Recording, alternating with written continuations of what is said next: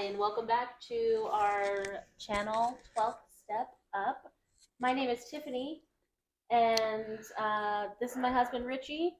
We are here with our friend Jeannie today, and she is going to share with us a little bit about herself and her story.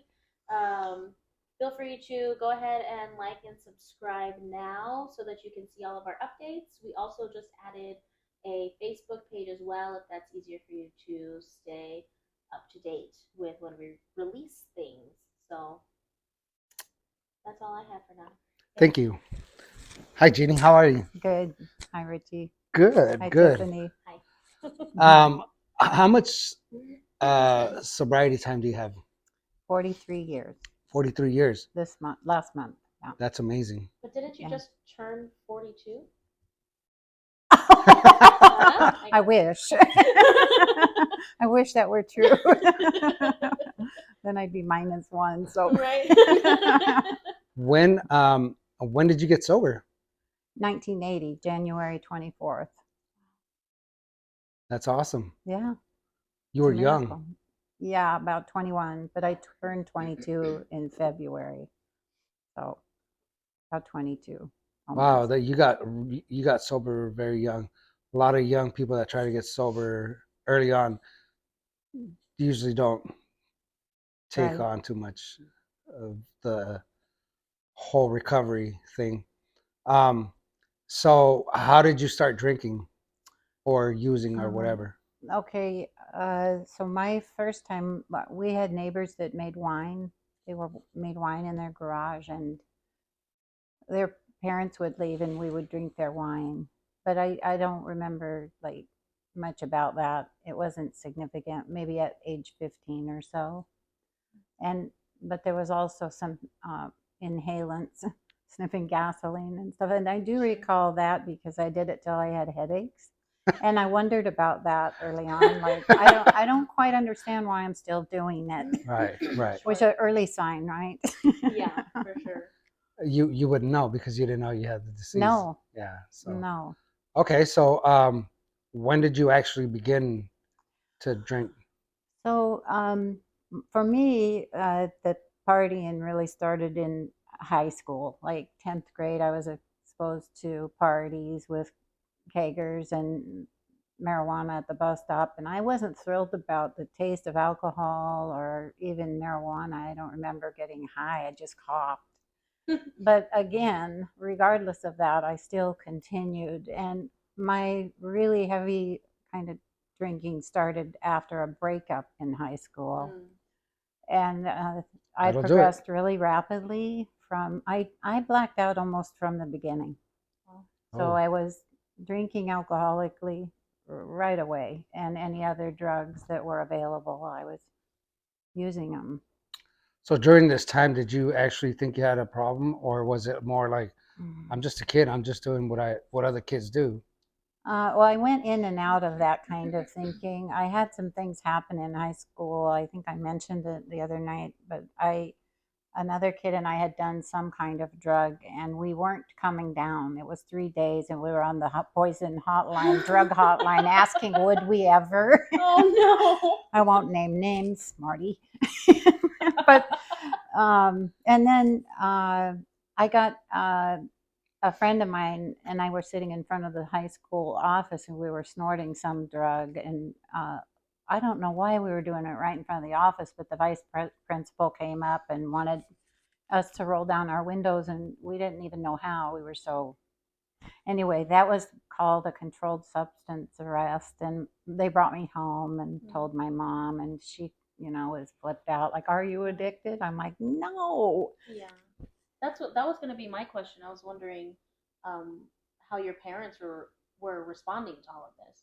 Yeah, well, I don't think my mom told my dad for good reason, but she was freaked out. And then I declined in high school from that point on, to the point where in my senior year, I talked my mom into changing high schools. It was the people I kept choosing to be around.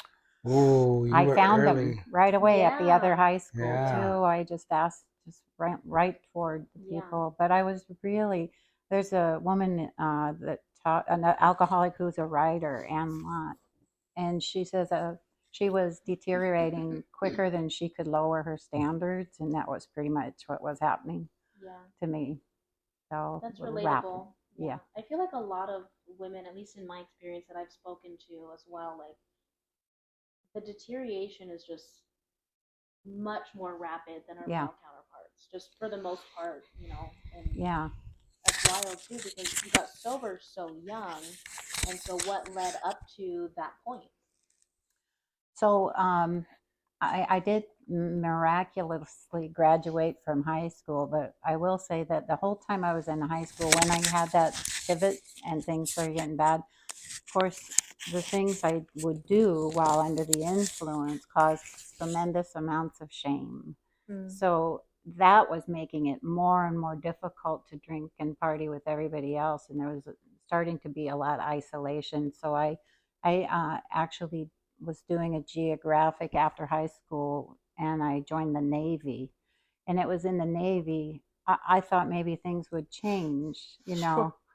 but they didn't change. They just kept getting worse. I was exposed to 12-step recovery while I was in the Navy. And that didn't take right away either. There was additional progression and more shame about the way I was behaving, more isolation, more drinking alone, more using alone, putting myself at risk, that kind of stuff. Yeah. That's amazing. This is probably the first time I hear the progression in a woman and so fast. Mm-hmm. I don't think I've ever heard anybody with that kind of progression. You haven't? Hers, Not even your wife? yeah, sounds similar. So anyways, we are doing a 12-step recovery, or the Tiffany show, whatever. Hey, man. I mean, I was invited to join, and I am more than happy to put some input into this. Good. No, I honestly, I don't think I've ever heard anybody speak that progression as detailed as you did. Yeah, the weird thing is too is that I didn't understand it any better than anybody else.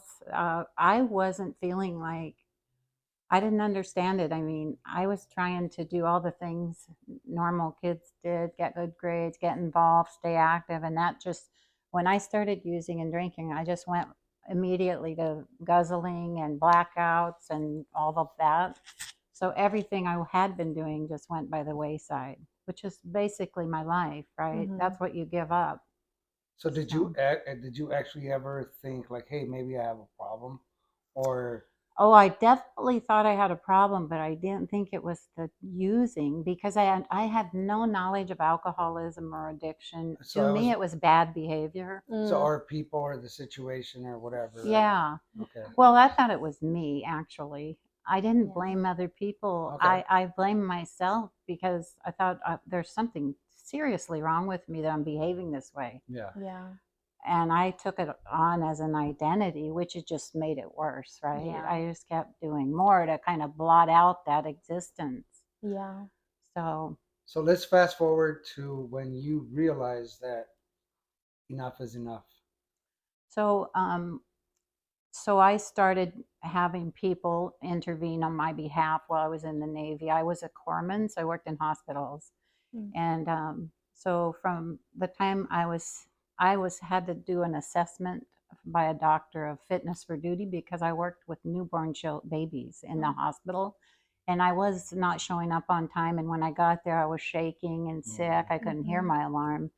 So that was the beginning of people trying to get help for me, and they sent me off to a treatment center. And then there were two more after that.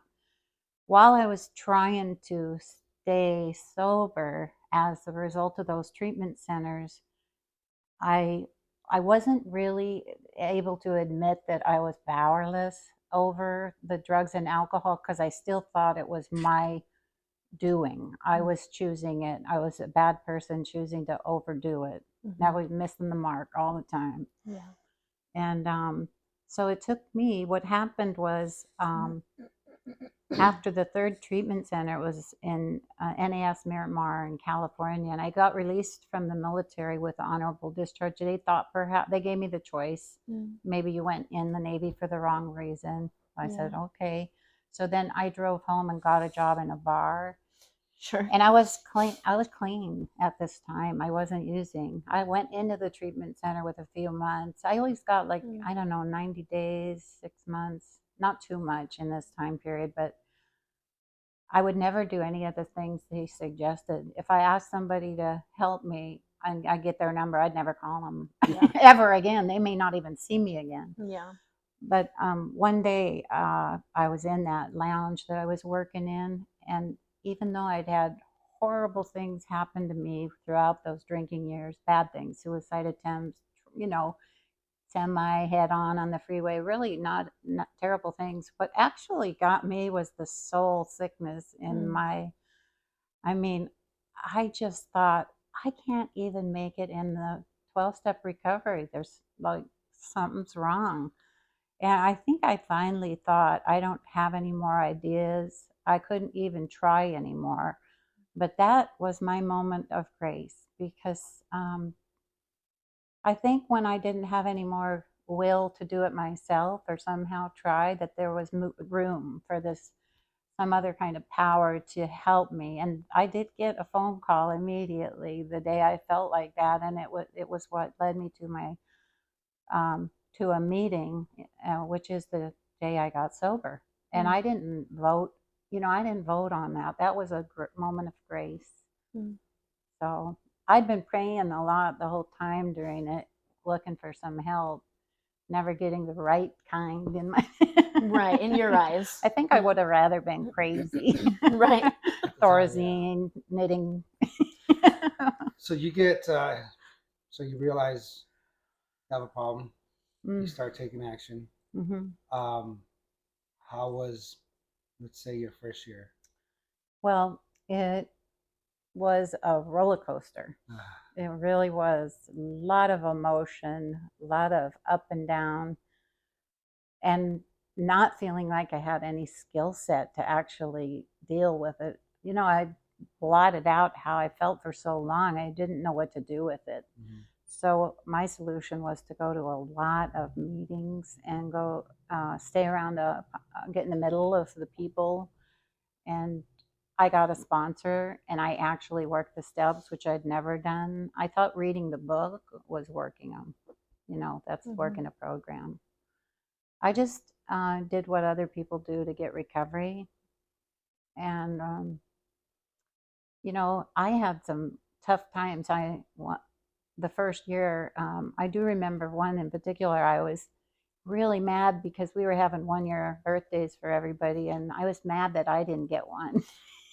My parents and my husband decided they'd take me out to dinner, poor me, I didn't get one. Well, they walked me into a house full of people. It was a surprise. Oh. But this is one of those times I learned something about myself. I couldn't let go of the feeling of mad. Even when I knew it wasn't true anymore, it was like I was, and I realized how much I hung on to stuff about myself that was inaccurate, like an identity. So lots of learning. Wait, so you mentioned a husband. Were you married before No, I spotted him on the second day. Oh, okay. At least you waited the day, though. He was 5 years along the way. He was sober, and we dated. We married in 81. Oh, wow. So I guess that wasn't my first year, but 81 was January of 81. I married in July of 81, and then started having kids, two boys. And having a relationship in sobriety was fun. It has its moments. Much better, I will say, than any others I've had. Right, this is true. And actually, speaking about when you first got sober, I was just kind of thinking, because I know I got sober when I was 24, and I also had those feelings of, I'm too young, like maybe I was just still in a wild phase, or there's so many things I haven't tried, things like that. And did you experience anything like that? And how did you work through those feelings of like, but I'm still so young? And yeah, I did have some of that. Um, I think that the way I worked through it was to be in denial about that I had a problem and try to do it some more. And I had periods where I didn't go crazy, and so there was that. I never actually tried to stop until I was into a program, and then I discovered I couldn't.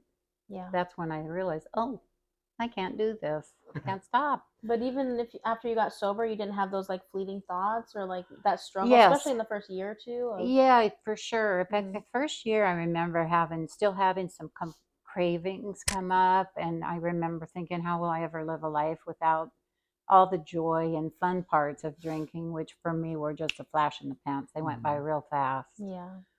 I did definitely, but creating relationships in recovery helped so much, because the relationships I created in recovery, we actually talked to each other about real stuff. Yeah. And I was longing for a lot of that kind of stuff and didn't even know it. You know, I didn't have the real tight knit family either necessarily. So it was so refreshing to me. I think my God knew exactly where I needed to land. And so in a way, I'm happy that I bombed out so early. Yeah. Now having hindsight. Right. But I mean, throughout this this time, I'm sure you've helped countless of women. Like everybody else says, some make it, some don't. But I know you have history here. Also on the other side, which is awesome. So you can I mean, I know that the program that us three work, we can go anywhere and have a family or friends. Yeah. How is it moving back here or moving here? Well, it's actually been pretty refreshing. We have relocated before, but like not so far, and had a little trouble integrating into an area. So, and you hear that sometimes. Yeah. But it hasn't felt like that here. We have felt very welcomed. And we know that it takes time to build bonds and create that. So we don't have like these expectations of integrating in a day. Right. We know you just do the time, and that's how it works. So we know that. Yeah. For us, we moved up here. We were 2 years, 2.5 years. About 2.5 years sober. And so all our sobriety we knew was from down where we were at. And I remember old timers would say, "Hey, it doesn't matter where you go. You're gonna pick up wherever you were. It's just like when you pick up a drink. You go right back to where you were. But if you were in your recovery, you're gonna find your recovery there." So for us, I think because we both, well, for me, I speak for myself, but me, because I just loved the way I was feeling and what I wasn't feeling. Yeah. So I knew that I wanted to continue this journey. So it helped me out. And now, we've been living here for 5 years. 5 years. Over 5 years, yeah. I mean, it feels like I've been here all my life. Yeah. But wearing the LA hat. Yeah. But I mean, but we don't have In-N-Out, so that kills me. But I mean, I love this area. I love our community. It was very welcoming for us, and it was very different from where we came. Oh, likewise. Very, very different, and obviously a lot slower paced. Yes. But even the meetings that we attend we attended there to here were whoa, like okay. Yeah. But it's good. It's good here. I love it here. Yeah, I do too. So you guys are here now. Obviously, you sponsor women. You still sponsor women on the other side? I do. I do the Zoom or whatever we have, but a lot of them have been sober long term. Okay.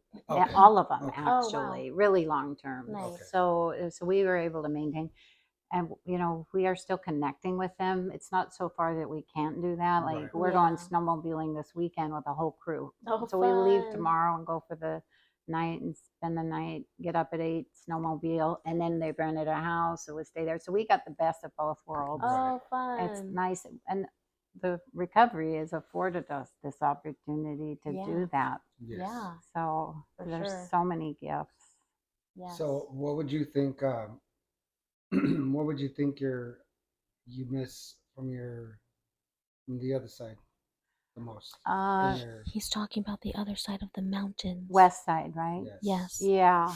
Well, I started. I don't know what they call it. Yeah, I don't know what they do. We have the ocean and then we have mountains. Well, what everybody here calls it is the wet side. That too, the wet side. That makes sense. Yeah, actually, I like which that it's better. true. I'm using that now. Okay. It's so much easier. Thank you. Yeah. You learn something new every day. I think my home group, that's the big thing, because I actually helped start the meeting. I was fishing for that. Oh, you were? Yeah. I was. Oh, good. So you're doing great. Yeah. See, I'm so predictable, right? No. I was hoping you would say something like that. Yeah. It was Sweet Surrender. I named it, and it started in 2000, I think, something like that. Based on a resentment from another meeting. Sure. Of course. Because that's how we do things. Yeah. Spite. Yeah. But the meeting, I just really loved the meeting. It was very large, and it was kind of irreverent. Yeah. And everybody laughing, so much laughter. And then, of course, the occasional gut level sharing required by all of us at one time or another in a meeting, probably more than once. Yeah. So there's a strong bonds. But we were ready for this move. And again, these are the same people, just time takes time. Yeah. Right? To get to know people, and this should help. And just to help clarify too for our audience, we're talking about you guys, and you're saying we are doing this and we are doing that. Is that the same we that you had when you were 21? No, but let me tell you, when I was 21, when I came into the program. That was a good catch, babe. Yeah. There are some, actually, many of them are still sober. I can't believe it. I was 12 stepping my little butt off. And I had people calling me mothers of people. And there's 2 or 3 different women that I went to high school with that approached me and are still in recovery years later. One of them married one of the guys in the meeting. It was called Miracle Hall. That's where miracles were happening.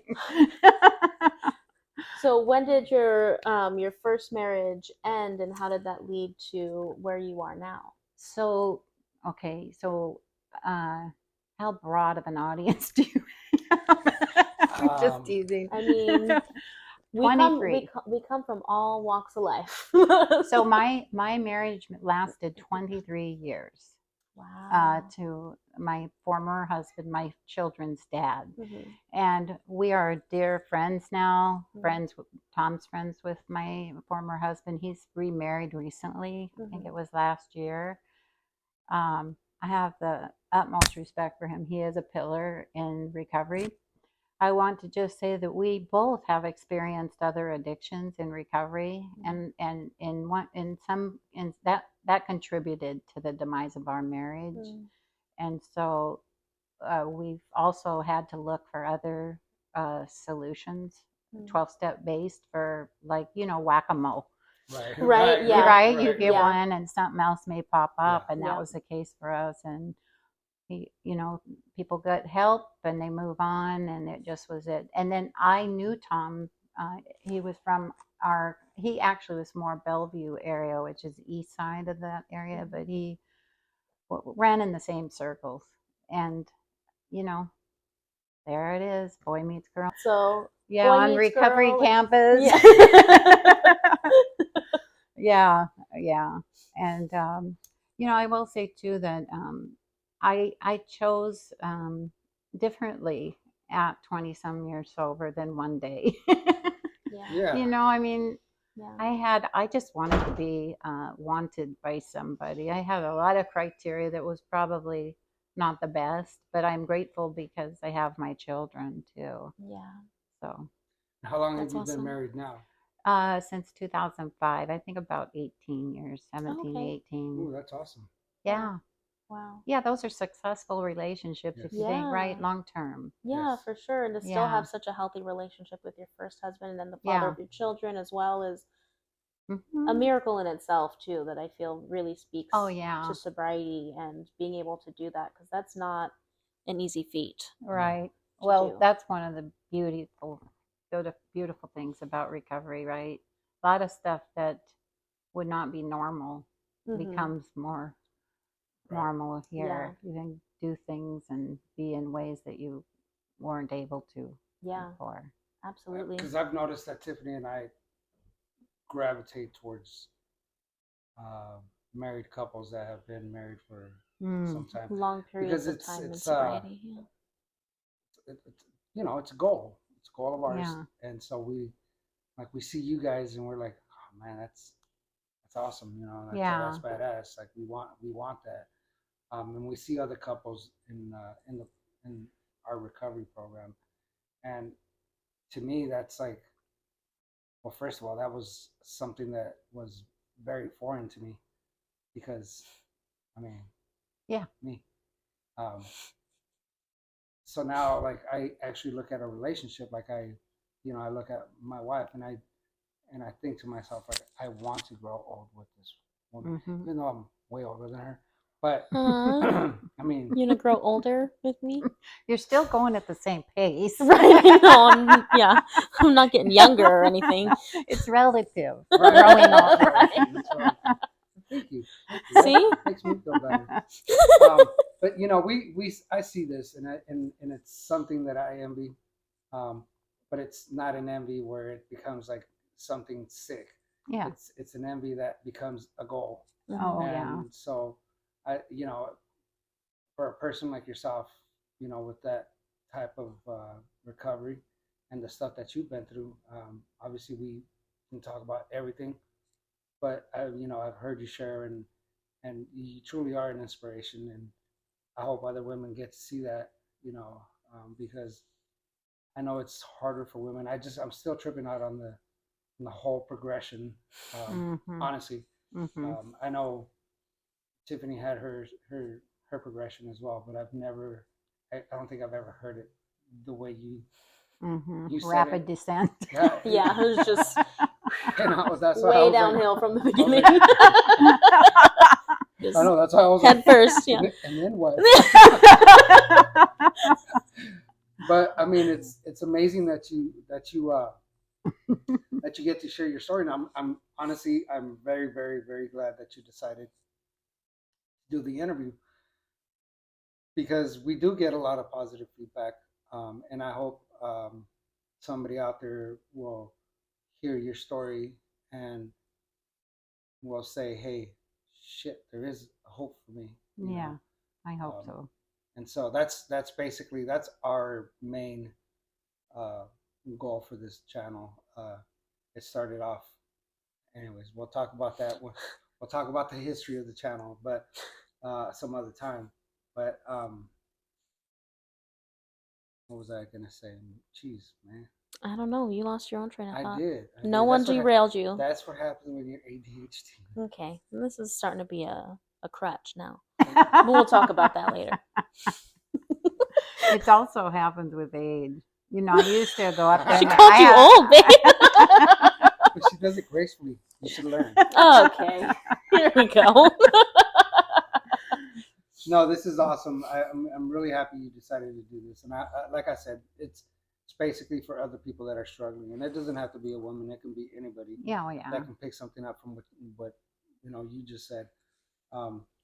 Here is a question that I ask everybody. Here we go. I love this question. Okay. And I always get different responses. But if there's somebody out there struggling, and they're trying to get into like a recovery program, or anything, they're trying to get sober, what would your words of inspiration be? Well, it's funny because I was just thinking of, if I said something to finish off this interview, I would like to say something to somebody like that, because I was such a relapser. I feel like my whole identity in the program was relapsing, and I got to feel like, I can't do this. I'm one of those people. I think I heard a woman recently say, I feel like I'm wasting people's time, because she'd been cycling through. And I would tell people like that, don't give up.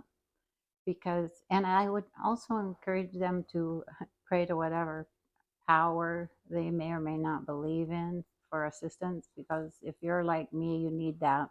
I, in and of myself, I was not successful. I needed to really accept that I was completely beat and that none of my thinking or plans would work. Yeah. I needed what the program offered. So I hope people get that. That's awesome. Yeah. Thank you so much, and thank you for sharing with us tonight. And she did mention her husband Tom. If you don't remember, we interviewed him a couple weeks ago, and so we can always link that video down in the description box below if you haven't seen it yet. Any Maybe last in the future, words? we'll do A couple. yeah. That'd be fun. Yeah. Yeah, because relationships are incredibly different. Ooh, sober. yeah. Yes. Yeah. For For sure. I didn't know what relationship was. Till I got sober. Well, as it turns out, I didn't realize like you have to do things for other people. Yeah. Like, really? Yeah, and you have to take responsibility for your own emotions. I know. Like that was really a foreign concept. That's the worst part, honestly. Like, what do you mean it's about me? You're right. Like, no, I'm the perfect one in this relationship. Yeah. But yeah, I think we should. I'm trying to get through some interviews. That's a great idea. And I think we're gonna do that here soon, and not just couples, but we're working on some things to get our little studio going, so we can actually do like a group panel. Don't give too much away, babe. Yeah, stay just tuned. Tease, yeah. Stay tuned. Oh, made me sound cheap. I don't know if you heard that, but he said I make him sound cheap. So I'm not. He is very expensive. I'm bougie. Anyways, thank you so much for doing this interview. This was probably the funnest one I've done. Oh, good. For sure. Oh, it's because I was in it. Yeah, too. yeah. It was just you and yeah. Relationships, am I right? All right. So thank you so much for tuning in, guys, and listening to us share with Jeannie some of her experience and hope. And if you haven't liked and subscribed, like I nicely requested in the beginning of the video, feel free to do so now. But stay tuned for more. We'll see you guys next time.